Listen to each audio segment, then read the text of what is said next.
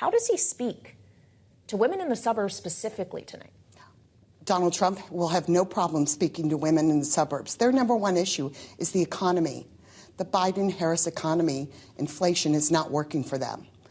And so he's talking about the economy. He talks about the price of goods. Do you know that 96% of the goods that BLS tracks as part of inflation are more expensive than they were at the beginning of this administration? That's baby clothes, that's milk, that's snacks, that's pharmaceuticals.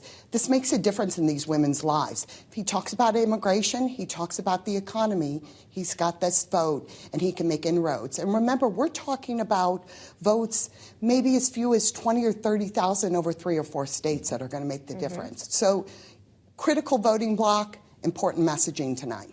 Kailey mentions what we've seen in the polls. The most recent, I think, major national poll came from Siena College, New York Times, over the weekend, with a stark number among young women, 18 to 29, in the 6 swing states tracked in this poll in August. A 38 point advantage for Kamala Harris. Talk to me about conventional wisdom. Does this represent reality? Well, are we talking about young women or are we talking about suburban women? So when we talk about young women, there's also quite a bit of recent data on if they're really going to show up and vote. When we talk about suburban women, these are much more likely to participate in this election and cast a vote. And the differences are not as stark there. Now, one thing that I'm sure you all want to talk about is abortion. About 12% of the women, suburban women in this country, will cast their vote on looking to codify Roe abortion rights in federal law. Those are going to be Harris votes. But there's a lot more women who say, I support abortion rights, but this economy, the Biden-Harris economy, doesn't work for me. Inflation is too high. I'm concerned about the security of my communities in this country. And I think that Trump has a message on abortion that can help with those other issues. Pick up voters who say, this is going to help me get through my day tomorrow much better. Well, it's like you read our minds, Emily, because we did talk about the abortion issue in quite extensive detail yesterday with Jessica Mackler. She's president of Emily's List, and this is what she had to say about the importance of reproductive freedom. We have done a lot of research, not just in this election cycle, but in past election cycles around voters, women voters in particular. And I can tell you that reproductive freedom, as it has been since the Dobbs decision, is going to be a determinative issue in this election. For women, young women in particular, this is a deal breaker issue for them. So as you speak to this notion that suburban women, perhaps more mature women, are more likely to show up, do you not see abortion as a galvanizing force that could drive young women to the polls, as we saw in special elections across the country since the overturning of Roe versus Wade in the midterms in 2022? Do I think this could drive young women to the polls? Abortion? Yes.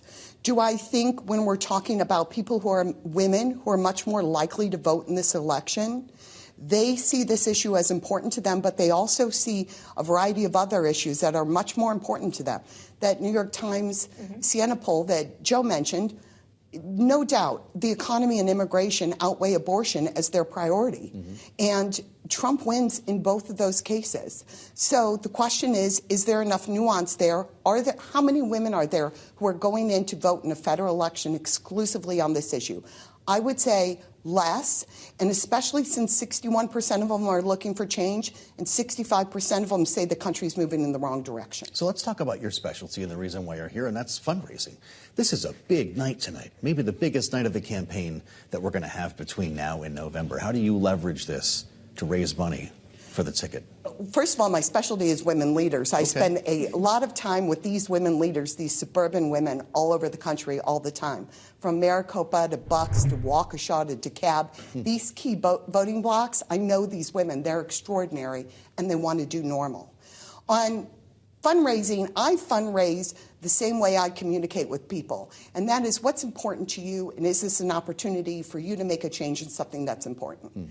I think it's an exciting celebration of the American democracy to get to participate, and that's generally how I get people to come along and give money.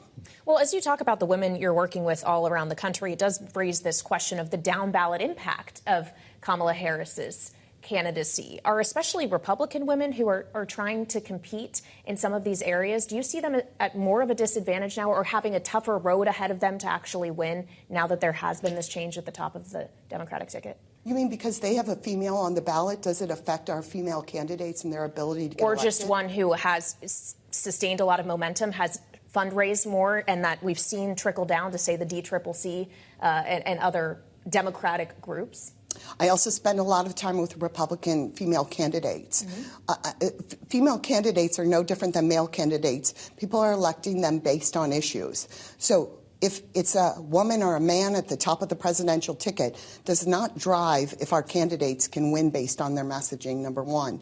Number two, when we look at, who's going to turn out and vote, it's going to be the presidential campaign and the closeness of these races has a bigger impact than if they're men or women. Female leaders, particularly in swing states you're referring to, think what about this proposal on price gouging that Kamala Harris has put forward? I'm assuming that would be her answer to your questions about inflation today. Here's what they're thinking, number one, more than anything. Yeah. And I think this is what they're going to look at this debate. And I'm generally not a superlative talker, but this debate tonight actually is critical. They want to do normal. They do normal in their daily life. They'd like to have a president who is helping them do normal and not make their life more difficult and actually make it easier. They're going to be judging it by, does this make my life easier? Price gouging is somewhat interesting as just a theoretical thing, but really at its core, they want to know who's bringing prices down, and inflation is a much bigger driver than any kind of price gouging that might be going on out there. Finally, Emily, if Donald Trump does decide to personally attack Harris tonight, as we have seen him do in the past, including suggestions that she is not intelligent, what message does that send to other women who are seeking leadership roles? I think he has a really important job tonight, and that is to not take critical personal attacks to her.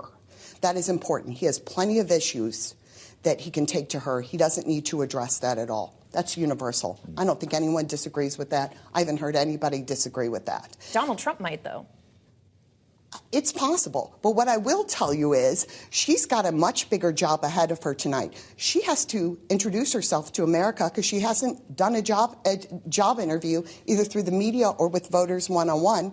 And she keeps changing her positions, not on small things. She's changed her position on taxes, on health care, on immigration.